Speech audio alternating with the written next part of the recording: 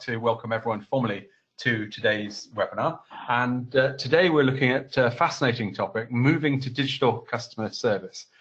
Digital seems to be very much in the news these days, and I see a big, almost stampede of companies saying, let's get everyone off voice and we'll get them onto digital channels. And when I often ask that is, why is that? Oh, it's going to be cheaper. And there's often a bit of a shock when we look at some of the numbers of what a voice call costs compared to a live chat, and people are very surprised to see that it almost comes out at an identical number. But channel choice is certainly one of the key things. So with us to discuss moving to a digital strategy, two experts in the space. Delighted to welcome back Paul Weald. Paul, you're going to be sharing some of your thoughts about digital strategy and how to move through that. Indeed, yes. Looking forward to it, John, too. Excellent. And also David Rowlands from 8x8, who's going to be looking presumably at some of the ways that the technology can help to make the digital transition easier, and particularly how cloud might be able to help that.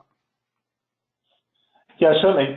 From my point of view, John, the message that I want to pass on, which hopefully will help people today, is where's the industry going, what's driving the industry, and how might what we do at 8x8 help. Obviously, there's lots of different opinions about what technology should look like. Where we all need to get to, I think, on the call is what's that going to deliver to your ultimate client. Indeed. Well, we're carrying on the discussion today in the chat room. It's at callcenterhelper.com/chat. So there's the address. You just got to type it in. It does tend to work better. It is in a separate window. They're not, unfortunately, the software we use doesn't allow an integration. But a lot of people do like to have the chat room in one side, the webinar slides in the other. And there's an added advantage of being in the chat room. Is that you can download the webinar slides on this little link here in the top corner. And there is an added advantage. We've got a bottle of champagne. In fact, here's the bottle earlier. That goes to the best tip, which you have to use hashtag tip for a tip or hashtag question for a question. We're asking the question in the chat room, what are the biggest barriers to your digital strategy? And we've got quite a range of answers coming through. Marcia says, which ways to choose? Which communication channels do we need to implement? Do we need to implement all, or do we just need to use the ones that are most suited for us? And Ellen says the challenge is blending contacts across the contact center. So I think we're going to be answering all of these questions in a short while. So I'm just going to hand the baton there across to Paul. And Paul, if you'd like to share your thoughts on how we can best move to a digital strategy. Yes, thank you, John T. There we are, we can see your slides. Excellent. So in terms of the theme today of moving to digital customer service, what I want to do is answer two specific questions. Firstly, to kind of set the scene and to clarify what we mean by the various terminology that we use, so multi-channel, omni-channel, etc. And then very much get to think about how we ensure that our customer service is not only efficient, but it's also effective, and the channels that we can use. So in terms of just setting the scene, and I'm going to use a number of benchmark studies just to set the scene.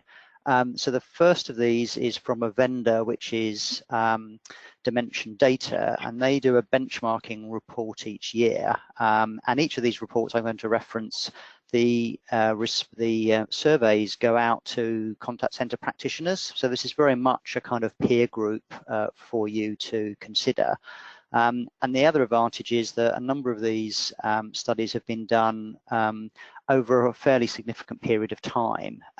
So the Dimension Data one kind of chats the evolution of many of our careers in the industry from the initial period of it being a telephone call center and changing the way in which customers no longer used to go down the high street and have to have face-to-face contact. And then in the last, in this decade, since 2010, we've very much moved into the era of multi-channel. And that's where we've been supporting an increased number of channels across email, across chat, across social, and now getting into kind of messaging.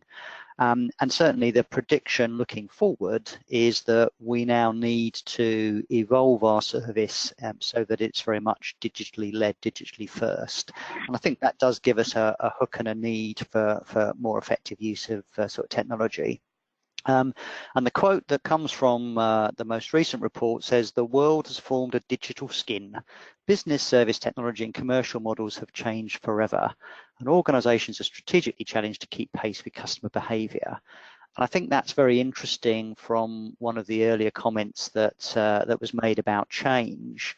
In actual fact, you could say that the migration to digital customer service is very much all about change, and because it has the elements of people and process and sort of technology.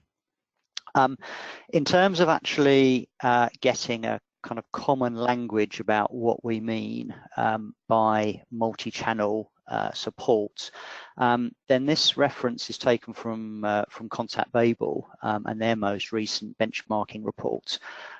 So they actually got their respondents to define their level of digital maturity in one of three ways. If you like, the sort of lowest common denominator is multi-channel. So that's where you offer several different channels, voice and email, social media, etc.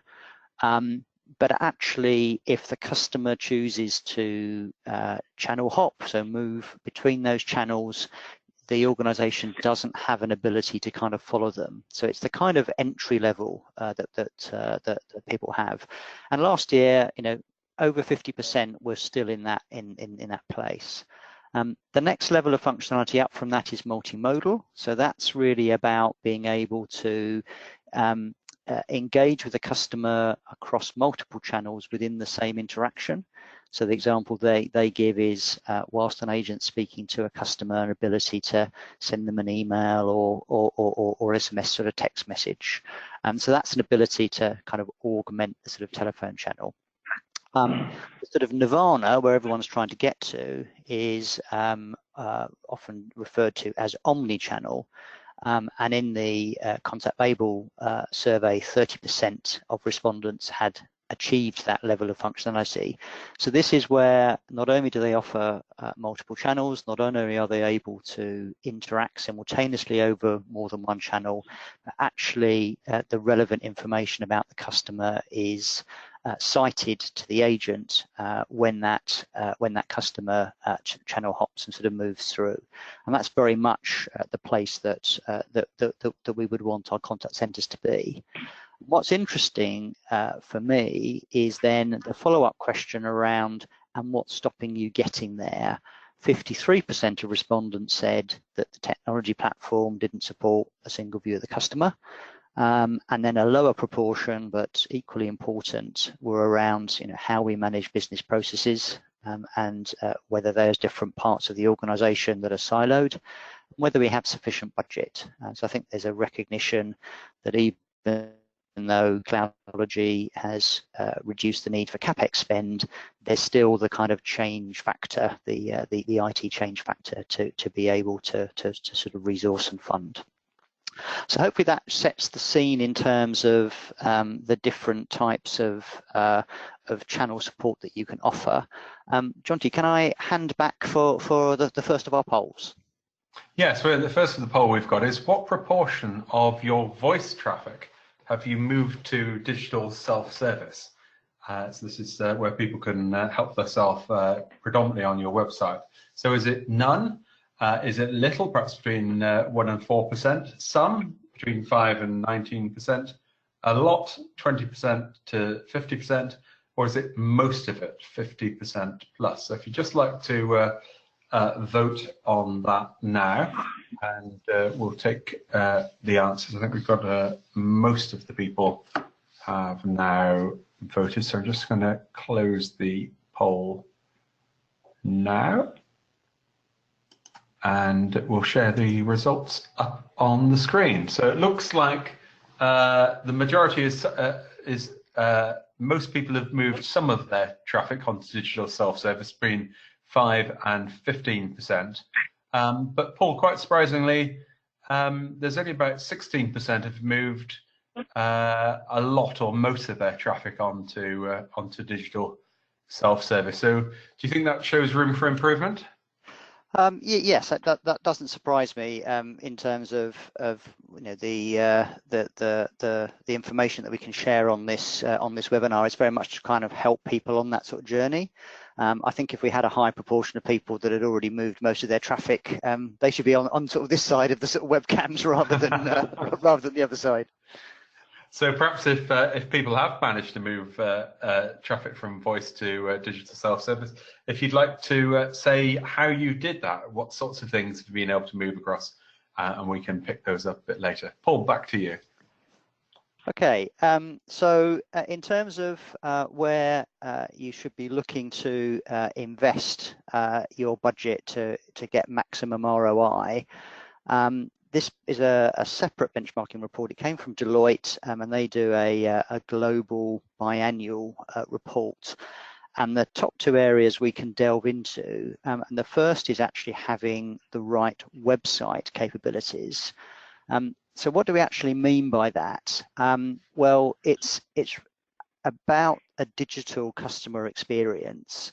So understanding the customer journey, how they've actually got to your site, whether that's a desktop application, a tablet, or a mobile app, and then their experience whilst they're on the site. And I think the thing to remember is you've kind of got 10 to 15 seconds to first engage that customer. So the landing page, the design is very important for that kind of first impression. And whilst organizations might invest heavily in SEO, if search engine optimization, if you don't give an immediate kind of comfort factor when someone engages with your digital site, then that you're actually going to lose them. And then when they try to come to the site for customer service, the ability through knowledge to actually search and find the answer to their particular questions. And to kind of give you an example, if we assume that a customer starts, and then Google is now the kind of common search engine of choice, although others are available. This is a particular example for an online scenario. So someone who has had problems with a PayPal transaction, so whether that's a seller or a sort of buyer. And what PayPal have done is, both the all answers, they have the top answer, and it's very relevant, solving problems with a PayPal purchase. Likewise, if someone's looking for self-help through videos, then equally their SEO has worked in terms of putting their own video as the sort of top-rated answer. Then when you delve in and go to the landing page, then what they have very nicely brought together is not only good kind of content in terms of actually answering the questions, but some clear layout and design. They cover quite nicely two particular use cases. So one is around disputes and one is around chargebacks. And again, that's thinking of both a seller and a buyer. And each of those use cases, then you've got access to kind of embedded videos for those people that want to sort of learn by seeing a sort of short clip to kind of educate themselves. And also the content is reinforced with a guide to sort of download. So that for me is a really good example of providing digital customer service, providing the right answers, relevant answers to particular questions, however they're phrased. So I think that's something that we can all sort of aspire to. Another poll, John, to you, I believe. Indeed. So you've got a poll. We're asking, we're talking about digital strategy. So how mature is your digital strategy? Would you say you have no digital strategy? You know, perhaps you've got between 1 and 4 standalone channels, which are all independent. Perhaps you're developing into a multi-channel arrangement where you can perhaps toggle between a number of different channels. Perhaps you've got a very mature omni-channel approach, or are you moving towards artificial intelligence? So where do you see yourselves on that whole journey? So is it sort of no strategy, a number of channels, developing multi-channel, or where are you? David, what do you think is going to be the top answer? I think developing multi-channel. Let's have a look. Let's have a look at that. We'll share the results there. Well, you're absolutely spot on there, David. 58% are developing multi-channel. 34% have got between 1 and 4 standalone channels. The good news is that only 8% don't have a digital strategy together, and we've got very few people, I'd say, we're mature on there, though we have 11% moving towards artificial intelligence. So Paul, it looks quite a range, and I guess if we're talking about digital strategy, we're going to be attracting those that still have some work to do on that overall. I think so. Yes. Yep. Indeed. I'd agree with that. Well, let's have a look at your rest of your thoughts, Paul. Okay, so the second most popular answer from the Global Contact Center correspondence was around mobile applications. So let's delve into that. So this is effectively providing information via apps and mobile orientated websites. And the first difference here to note is that consumers are really very unforgiving. So in other words, Google research shows that 73% of consumers will switch away from a poorly designed mobile site. And if you lose them, basically you sort of don't get them back. So the investment in mobile apps is certainly important to get right from a digital experience and a user experience point of view. The thing that was within our gift within the kind of contact center community is then how we support customers whilst they're using those mobile sites. And ContactBabel last year found that 53% of their respondents offer mobile functionality, with a further 26% having definite plans to do so. So I think based on our last poll, if we were to retake that poll from the audience in a year's time, then I think we'd see a more mature set of answers, mature in meaning that greater level of functionality being supported. But I think what I really want to do is to actually understand how that support is offered. At the most basic level, support for a mobile app, you can just provide a telephone number or an email address or a hyperlink to the full website. The problem that you have if you're offering those, and we can see that it's a large proportion of the ContactBabel respondents for doing that, is that you don't retain the context. So in other words, if somebody moves from the mobile app into one of these other channels, the default position is that you can't then retain an understanding of the steps that the customer has been doing previously. Whereas if you offer things like click to chat and click to call, then the real advantage of those is that you can actually retain the context and understanding. So for example, if someone clicks to chat and they're already logged on to your mobile app, so they've done that through an IDMV process or through a thumbprint, the point being is that you know who that customer is, and you can decide how you want to route them potentially to move them up the queue and to screen pop into a customer record when they actually get sort of answered. So there's definite advantages of being able to provide support technology or support functionality for customers of mobile users. Some of the things that a mobile device has, it's GPS enabled, so that means we can understand where somebody is. And of course, there's the historical activity, so where they've been browsing in terms of the app or the site before getting in contact. The other quite interesting scenario is where the mobile device can be used by the customer to actually collect information that can be shared with the organization.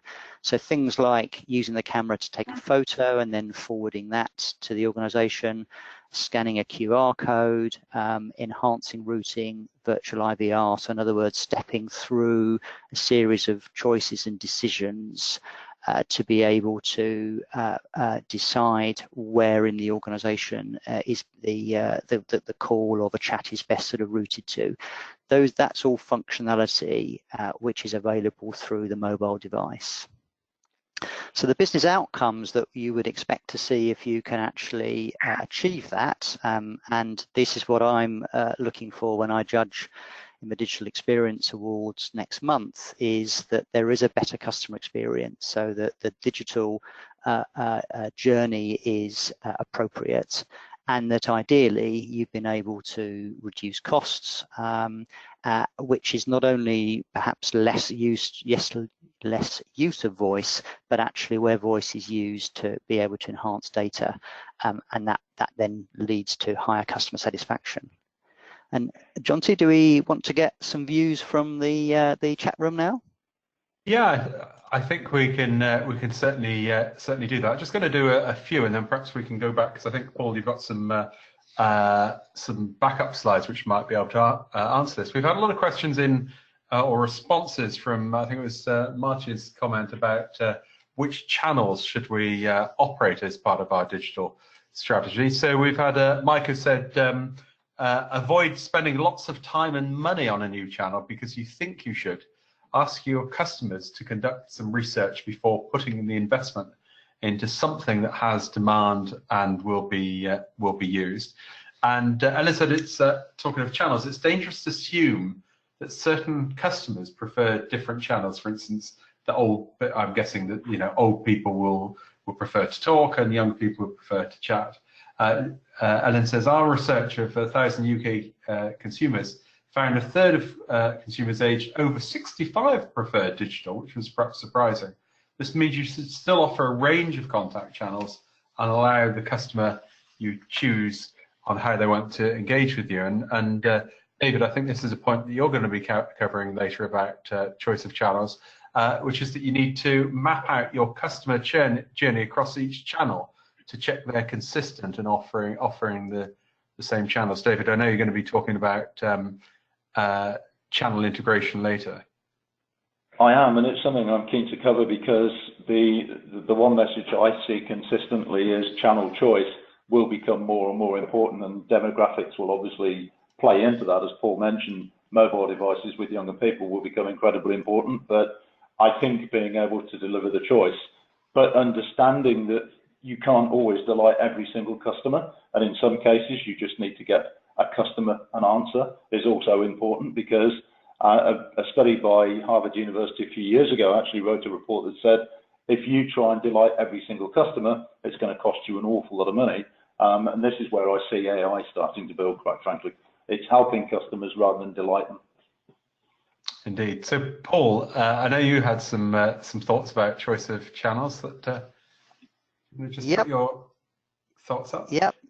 So I'm just going to very quickly highlight a framework that you can start to use to shape your thinking about which channel to use. And just going to give an example of 3 different channels. I mean, there are social and other channels that you can add in, but what are the fundamental differences in the media of how we use, for example, text messaging, how we use web chat, which is a kind of an asynchronous, a real-time asynchronous conversation between an agent and the customer, and then the ever rising view around messaging, so asynchronous chat, which could be offered through channels like or applications like WhatsApp, but you could also provide that through your own website. And to look at this, then there's a number of factors that you can consider.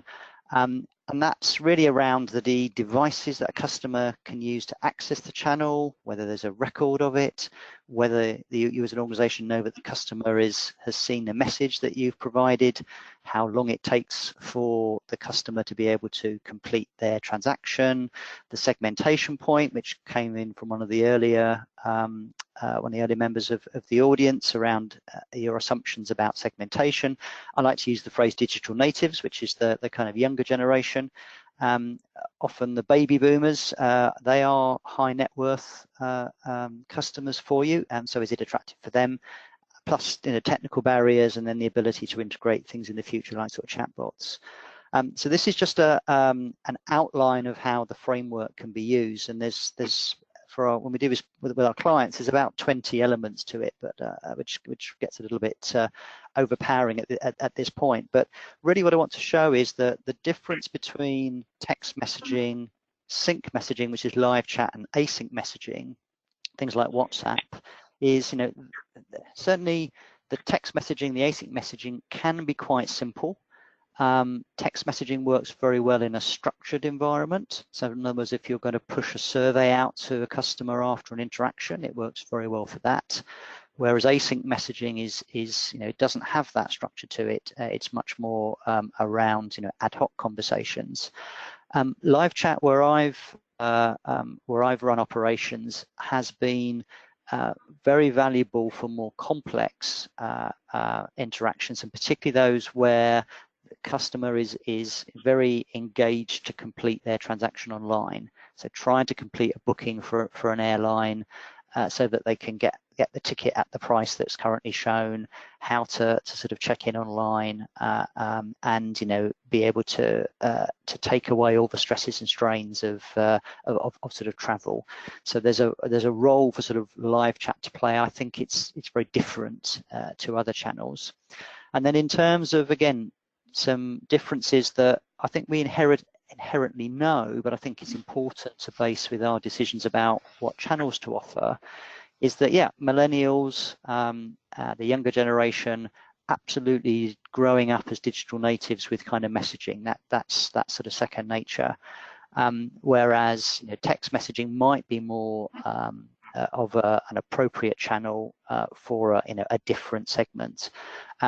And also the growth potential. So in other words, if you want to invest in something that is going to move with the times, then the async messaging, the support for WhatsApp, for Facebook, dropping a widget onto your website to allow somebody to interact with you with multiple threads. That's what async messaging is actually all about, and I'm certainly beginning to see clients now looking to adopt that, but actually wind down some of the other channels that they currently support. So potentially turn off live chat and move everyone towards async messaging. That's because they think that the channel works well as a simple means of being able to exchange information. So the point behind the framework is that there's never a perfect answer in terms of which channel to use, and I think you need to think carefully about the characteristics of the media and the medium, and how your customers will access it and the type of market that you can address. That would be the the sort of guidance that I would provide.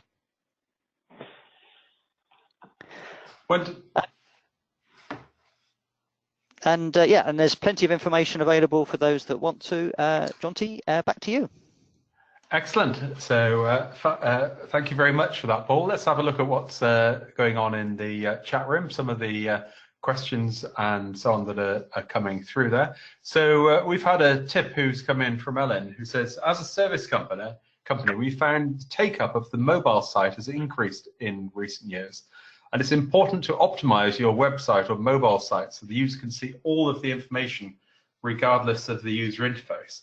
And that it's just as easy to find information. Certainly, we had a bit of a shock. I went to a lecture that said mobile customer service is very important, and we had a look at the stats of the proportion of our readers who read call center helper on a mobile application, and certainly in the UK it's topping about 33% now, which surprised us because most people reading in on quite big screens in their offices. So I think if you can get that from your analytics package to see what proportion of people are using mobile, you may be surprised. And so rather than the latest companies, rather than developing for desktop and then checking if it works on mobile, are now actually going the other way of designing for mobile and looking what it looks like on the desktop. Ellen also said for some of the more complex clients where the customer is applying for a training course, for example, we embed the client workshop within our CRM system, and the agent will log in and screen share with the customer to help guide them through the process. Paul, I quite like that ability of being able to guide the customer, showing them different screenshots and so on. Yeah, I think some screen share applications do have a role to play, particularly for complex processes, as sort of Ellen says, but also there's also an interesting use case around anything that is a financial transaction where there's the need to create an audit trail for compliance reasons. I've seen some very clever ways in which application processes can be sped up significantly by essentially having a two-way exchange on a screen that's actually audit trail and logged, so that you can tell that someone's ticked boxes, confirmed terms and conditions. It reduces the amount of fulfillment activity needed. So certainly screen share as an enhancement to chat is something to potentially consider. No, I think that works very well. Adrian says, for us, it's important not only to provide knowledge for our customers, but also for our own colleagues. By investing in internal training programs, we encourage colleagues to develop the skill sets needed to better serve our customers and ultimately enhance business performance. Just having this same conversation yesterday that often the customer knows more than the advisor. And big effort now taking in improving development programs for internally, particularly in terms of things like product knowledge, if you're in a very common changing environment. Ellen has asked a question. I think Ellen wants to win the prize today. With Click to Chat, are you able to route contacts to the last known advisor if that customer has contacted you previously? David, I know you can certainly do it with phone calls. Is that so easy with Click to Chat? Yeah, certainly. Again, we'll cover this as we move through the slides, but effectively, I think the whole point of tight integration between each application is being able to search on data prior to starting to route, whether that be a chat or call or whatever. So to answer the question there, yes, and I would advise people as much as they can to do that, because I would imagine everybody on today's webinar has always hit the I have to repeat myself and don't want to button over and over again. So, I do think that getting everything ultimately is dependent on the amount of time it takes to interact. And if you can get the right information to the right person, especially the person that dealt with you last, then that's ideal. Yeah, and certainly that can be repeating the information. I find that most frustrating when you do that on live chat, because it's like you've got the transcript in front of you. It's not like a phone call where you can't easily listen to the recording. And to have to go through security twice on a live chat, I find rather annoying. Obviously, not all live chat systems are the same. There's some better ones than that.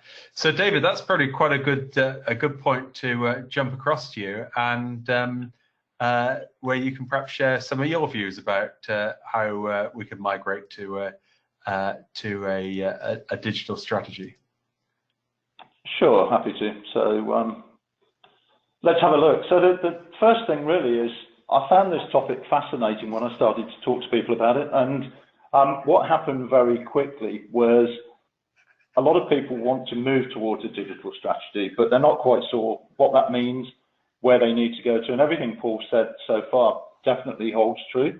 But I think the important thing from my perspective for the presentation that we're going to look at right now is to understand what the customer really needs and to make sure that you put a set of procedures in place to allow the customer to get at what they want. Because obviously in this industry, very often we can look inwards. Looking outwards is becoming more and more important. So an emphasis on resolution quality is, to me, most important around digital strategy. And what that actually means is, as you start to build this whole relationship, you start to think far more about the customer. I know every single person that works in a contact environment cares a great deal about their customer, but it's about performance. It's about how you actually measure that and how you look after the customer. So building a digital strategy is very much about improving the customer relationship at the same time. But Jonty, you've mentioned analytics a couple of times, and again, I think it's really important we think about that for a second. How are you then going to measure the performance? How will you know whether or not the X pounds or dollars or euros or whatever currency you spend have invested? Is that giving you a good return on investment? And ultimately, the best place to find that out is around customer satisfaction. So analytics and satisfaction are as much a part of the digital strategy as choosing the channel itself. And when I started to talk to people about this, what I found was initially people think a digital strategy is very much, will I move my voice channels and deflect to email or deflect to web chat? But actually, it's a much, much broader position. And we mentioned screen share or co-browsers, I'd like to call it, a few seconds ago. Again, that is a great strategy, but to do that well, you've got to have a lot of very intelligent infrastructure in place, as an example, to protect a customer's PIN number and so on and so forth. So I would just advise people to think about, if they are moving to anything that shares video or that shares a screen activity, think about what you've got to do to make sure that's secure. Going back to analytics for a second, there are measurement emissions, and if you look at the numbers that we've got on the screen here now, it's very easy to lose sight of the fact that the biggest thing that we need to measure is how do we personalize the experience and how do we measure the customer effort. And you can see from the numbers there that we don't do it very well at the moment. So again, think about personalization, customer effort. How hard is it for people to actually get to you? And obviously, Paul covered off the different types of channels, but this is supposed to be frictionless. Yet to make something frictionless is very difficult when you've got multiple pieces of software. Adrian mentioned the agent and the knowledge base side of this a little bit earlier on the feedback we got. And I think it's incredibly important to make sure that the agents are involved in the frictionless experience. And the best way to do that is give them a very powerful single CRM rather than flick around through screens.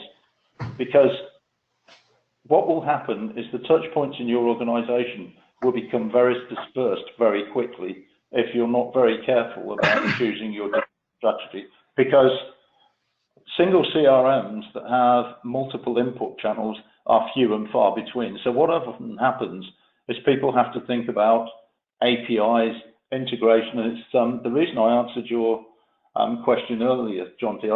I actually think the IT team are moving away from keeping phones ringing on desks, and their challenge is much more about integration, APIs, where are the customer touch points, and so on and so forth. So my tip would be, think long and hard about that as you start to move forward on your journey, because results that we got from CCW, who commissioned a study around digital service, basically found that 18% of organizations say customers can consistently move between channels without repeating information. And we smiled about it a few minutes ago, Jonty, but that leaves you a massive number that can't get through a business without having to repeat themselves. And in some cases, you can see here again from the percentage on the screen, organizations just don't allow their customers to move around and channel hop, something Paul mentioned earlier. So again, think about, if this information's come into my business in a certain way, how can I route that? Where's it going to go? What am I going to do with it? So again, Paul covered off a number of different types of Omni. 63% of organizations are not in a position to measure their ability to honor channel preference, yet we all know channel preference is incredibly important. So really advice, look at the customer preference. A number of the participants in the webinar have already said, talk to your customer, look at what your customer wants, and so on and so forth. And I think that's incredibly important, because different age groups will probably want different routes into the business. But what most people want is a question answered quickly, and they don't necessarily need to talk to an agent to have that done. But if they're going to come into a web chat or a proactive engagement tool or whatever that might be, getting that data correct and keeping it correct is incredibly important. It's as important in the way you look after that data as the system itself, because whilst machine learning will grow and is important, and here at 8x8 we're looking very closely at machine learning and AI, you have to look after the data. So again, part of the digital journey to me is understanding the data, making sure that the KPIs are easily measured, and taking customer priority further up the chain. Again, we talked about leaders inside of the business being reluctant to move, maybe having a fear of movement, but the customers will drive that. There's no question in my mind that customers more and more expect an organization to be able to deal with them proficiently, and if they don't, they move. It's so easy to move vendors these days. Simple click of a button and you could be buying a product from elsewhere. As we all know, people that buy from the web will know that very quickly you can choose between a number of vendors of the same product. What happens is the customer service behind that gives you the differential. So, Jonty, I think we're moving towards a poll. Indeed. So we're going to do a poll now, which is, can your customers channel hop without a loss of data or context? I suppose that's probably best, David, is can they channel hop without having to repeat themselves? So does all their information go with them when they move from one channel to another? So the answers are very simple: yes or no, or don't know if you're not certain if that's the case. So can they channel hop without a lack of context? I think we've got an overwhelming answer here. David, this probably won't overall surprise you, but here's the answer that we've got. 77% say no, 15% say yes. So I think if there's a takeaway there, looking at how you can enable your customers to move from one channel to the other without losing data, I think would probably be a key thing to do there. So David, I think that ties in some of your thoughts you mentioned earlier. Yeah, so again, I think it aligns very much with what we've discussed so far. So if we move forwards a little bit here, again, there are a number of analysts which we follow, we look very closely at what they say, and the key interesting point that I find here, and again, it's very much about getting the data to the right person, but then having somebody available to answer that. Now, we might all argue that in 5 years that could be a robot. My view is it depends very much on the sentiment of the requirement. So 75% of online customers expect help within 5 minutes.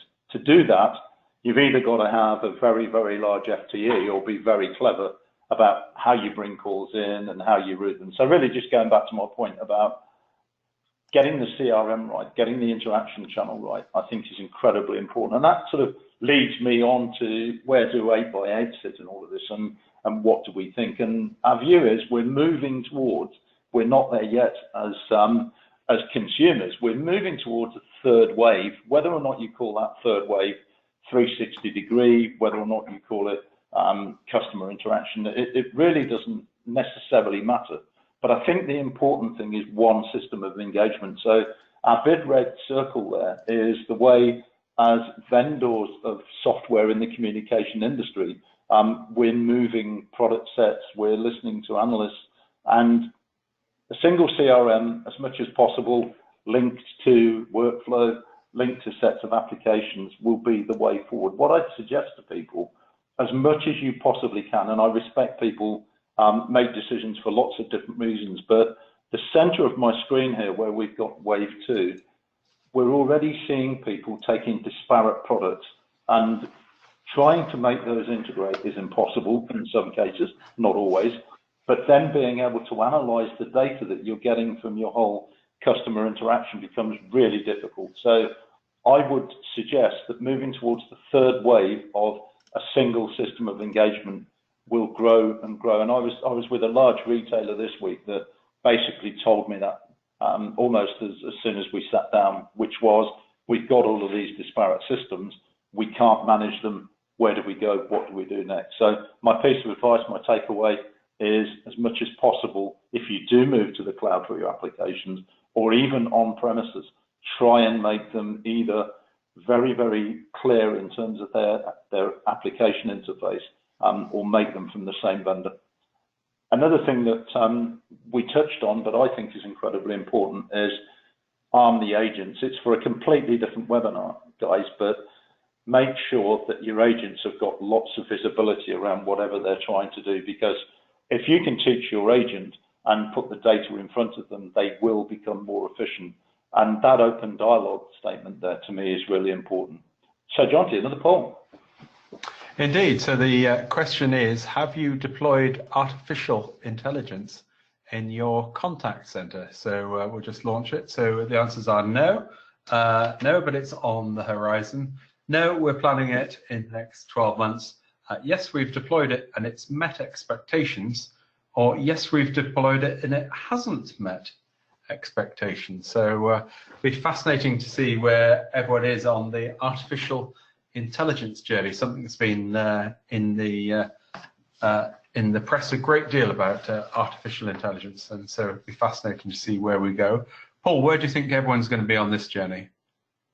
I suspect if our audience is struggling with managing multiple channels, AI is probably a bridge too far. So I think we're going to see more skewed at the left-hand end of the spectrum. If no, and it's sort of on the horizon being planned. There we go. There we are. So yes, indeed, the vast majority of people haven't done it, but we've got a number who've got it either on the horizon or planning to it. 2% of it said it's gone in, it's met expectations. 6% said it's gone in but hasn't met expectations. That's almost whoa. That's is that 3 to 1 of the people who've deployed it have found it hasn't met expectations. So I don't know if that's whether expectations are too high or the technology isn't quite there yet. David, is that what you would expect to see? I think the technology is there in terms of it existing. Where it's being developed to from an outcome point of view, I think is what you're seeing there. Because again, technology can be developed for technology's sake. And my view would be, I think, Paul, you mentioned this earlier, be very clear about the outcomes that you're looking to achieve before you apply the technology. Because AI, as I said right at the start, really is only as good as the way you look after the data. So I'm not surprised by that. I do think it will move forward. If you look at the adoption of AI inside the NHS as an example, it definitely has a place. But I think you've got to be very clear about what you want it to achieve. And if you're not, then I think you would get the answers that we've just seen there. Okay, let's move forward. One of the dangers that a lot of the conversations I hear with people is what's the rationale for it? And it's like all too often people are saying, oh, we're going to put in artificial intelligence, we're going to put in chatbots because then we can take away advisors from the contact center. And it's almost the wrong approach of, they're not saying, oh look, it's like with cash machines when they first came in, a great example of a self-service technology. They were originally didn't come in to replace people in branches. What they were is banks used to close at 3:30, and the only way you could get access to your money at your account was to actually go in your lunch break. And so to be able to go and get your money out of hours was great. And I think that the problem is chatbots aren't being deployed for out of hours use, saying we're closed currently, but can our chatbot help? It's more, oh, the chatbot comes in straight away and is rather limited. Whereas if it, and I think so, it's a question of how and where people are deploying it. Yeah, back to you, David. Okay, so moving forwards, the next point that I just really want to raise is where we go from here. What do? We know the customers are demanding a lot of different preferences in terms of the way they come into your business, but you've got to know why they're making contact, because they are going to expect fast resolution. And again, you know, we just touched on it there, but is that AI, or is it training agents better? Is it having a common single CRM? The top end of the business is going to have expectations, and as contact center vendors and consumers, we've got to find ways to meet that. And again, having a clear scope from the business at the very start of this, I think, is incredibly important. The next step for me is a single 360 degree view of the customer, but then giving the agents the tools to help them. You know, how can they respond to a customer best? If a customer comes up with a question, the agent's expected to be able to answer that, whether it be on a voice-based media or a chat-based media, and so on and so forth. So get the data to the right person, incredibly important. Make sure you've got analytical tools. Again, very, very important. Those tools will help you shape the rest of your digital strategy without doubt. And of course, you know, we've mentioned this already, but we all want it quicker. We all want it faster. We all want it delivered to us right now. It's got to be low cost for the business, however, because as we move forward, AI will become more dominant. The demographics of the people you're talking to will become more prominent. So I think this is going to get more difficult in the next 3 years. So having a robust foundational plan is important now. And just a final few points from me. We talked a little bit about customer journey, and Paul mentioned it earlier. I just want to cover off our view of a customer journey. So in this case, analytical screen that you're seeing at the moment can tell you a few very, very important factors very quickly. Where did somebody enter your business? What journey did they take through? And ultimately, in this case, from a voice call, who hung up first? We've got to know exactly what's going on analytically around the whole customer experience, because customer effort will be something else that's measured. In this case, we're looking at a post-call survey, but I think surveys slowly and surely will move towards what was the customer effort like, how difficult is it to deal with my business. And an 8x8 point of view here is we're adding all of these different components that you can currently see on the screen to our portfolio as vendors, because they're being driven forwards by a requirement from the industry and a requirement from the industry's customers. So whether that be predictive AI, machine learning, or whatever, it will bring forward the advance of unified customer service. So a couple of takeaways just before we finish. Have a flexible approach where you can. Make sure that the systems enable change. Listen to your customers, and I think some of the people on the webinar said that far earlier. The customers are going to want and expect to be able to channel hop, so give them the opportunity. From a response point of view, and again, we mentioned this earlier, don't always try and delight your customers.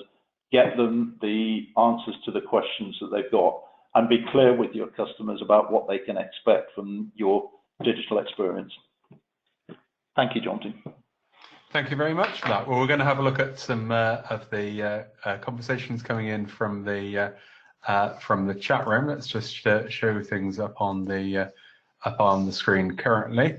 So Brendan says, does the customer really want to channel hop during a single inquiry? And it's quite an interesting one, because on the first site you'd say, well, probably no, but it would certainly be the case on the follow-up. But actually, if they're phoning into the contact center, they've probably been on your website already. So you may have taken them through authentication, and then when you get to the voice, you'll need to do that again if you're not able to channel hop. Similarly, when you're on the conversation, you may want to push stuff back to the customer on the website to show them, you know, a screen that you're looking at. So I think there really is a need to be able to channel hop during a conversation. Paul sent an interesting tip: automate the boring and augment the interesting. I think that's a good example, David, of artificial intelligence. Yeah, and just very quickly going back to the last question, because I think it's important. Customers will want to channel hop if you can't answer their question. Just very quickly. So yeah, absolutely right. AI as much as you possibly can. If this is a simple outcome and the machine can understand what the question is and then learn from answers, definitely. Paul, I don't know if you've got an answer to a different poll on how long is an interval should be between keeping a chat conversation which can be reopened? Is the maximum limit of time, or should it be day only? I've certainly been in contact centres where with the chat, if there's a bit of delay, people actually go off and make themselves a cup of tea during the chat, come back having made their cup of tea, and expect the chat to carry on in exactly the same place it was sort of 6 minutes later. Yeah, and I think this is the real reason why asynchronous chat is going to be on the rise in contact centres for exactly this scenario. So with asynchronous chat, you can have multiple threads. Customers can disappear off, have cups of tea, get on with their life. They get a notification when there's an answer from the organisation. There's not the requirement to stay online in real time. And certainly, I remember back to the early days of live chat in a utility where the powers that be decided they wanted to offer live chat for exactly the same processes that a telephone call would take. And a 5-minute telephone call was taking an elapsed period of 60 minutes, an hour over live chat. So very simply, we just looked at the kind of value equation and the effort equation and said, no, it's inappropriate to be able to do that. But I think Paul, what you're highlighting there is actually the reason why asynchronous chat is going to be the way forward for those threaded conversations that have got multiple elements. Sarah said, an audience opinion, CRM application with a single view of the customer is the dream, but seems difficult and costly to achieve. I certainly think it's quite interesting. I went to one contact center. They said we've got a legacy system called Siebel, and I remember going with probably about 12 years ago to conferences where Siebel was the answer to all those legacy systems. So certainly that can be a challenge. We've got a couple of questions about synchronous and asynchronous communications. Dave says, where do you see the best place for serving up in-app asynchronous messaging? The download and then subsequent use of specific company mobile applications is generally low. Do you see the future of B2B conversions being through core platforms like WhatsApp or Facebook that are in everyday customer use? And Ellen has said, how easy is it to keep up contact center solutions with the rise in asynchronous messaging? Are they largely software agnostic? Dave, I don't know if you have a view on this before I hand across to Paul. Yeah, again, I think it's where the data is stored and how you get at it, if that makes sense. And that answers one of the points that was made a couple of seconds ago there. The data repository is the important thing, then how you get at it and how you deliver it. And the application program interface, or the API, will actually be the tool that designates how these things work. Paul? I think it's, as was said earlier, you need to understand about your customer segments. So if they're really comfortable using Facebook and WhatsApp, and those are sites that are growing in terms of followers, in terms of engagement levels. Remember that the marketing teams in your organization are very much going to see that as an opportunity to kind of push information out. So yeah, if your customers are segregating around WhatsApp, Facebook, Twitter, etc., then that's where you as the contact center sort of need to be. And the challenge is that with things like Messenger is relatively easy to integrate to, but WhatsApp doesn't have a published API. There are a number of connectors that have a sort of an unofficial version, but it's very prone to change. So that's certainly a very difficult one to get an authorized application into it. It's almost like a jailbreak type situation in terms of developments on that. One final question for the webinar from Helen. Are there any industry measurements that show the impact on resource requirement advisors dealing with multiple channel interactions will be handling one at a time. Live chat is a standalone channel and can be handled up to 5 people at any moment in time. Certainly, I've been doing a lot of research on this topic, and we asked a poll: at what point is quality compromised when you go to multiple advisors working at the same time? And it seems to be at about 2.4 chats is the approach, but it's very hard to set in a system that I want a maximum chat concurrency of 2.4, because you're either doing 2 or you're doing 3. The downside is that a chat typically takes twice as long as a phone call, so it is more difficult. Paul, David, I don't know if you've got any other answers on this one. Being very brief. Paul, you go first. You go, David. Okay. Yeah. The only observation I would make, Helen, is that there are other resources that can support these new channels. So don't just think boundedly in terms of advisors. I think we're beginning to see things like customers and the crowd being used for certainly digital interactions. I think that's something, it's a topic for a different day, but there are other ways that you can supplement the internal resources. Yeah, very briefly, all I was going to say was anything that's widget-based will allow you to start to build your own dimensional reports. So again, I'd be looking at reporting from widget technology. Excellent. Well, we've reached the top of the hour now. What did you like best about today's webinar? If you'd like to pop that into the chat room, that would be great. If you'd like to fill in the survey when you leave, it's only 5 questions long. And one question in there is, would you like to have a demonstration of the 8x8 solution, which has some neat bits in there for customer journey and analytics, as well as providing a nice cloud interface. Today's winning tip, well, I think from the number of entries that Ellen put in, she had to win today's tip, which is that it's dangerous to assume certain customers like certain demographics, like certain channels. Replay is going to be available from about an hour's time. And just like to say thank you to our 2 presenters. Paul, thank you for joining us today. And David, thank you for joining us as well. Thank you very much. Okay, and we'll all see you again this time next week. Thank you then. Bye-bye all. Bye-bye. Cheers all.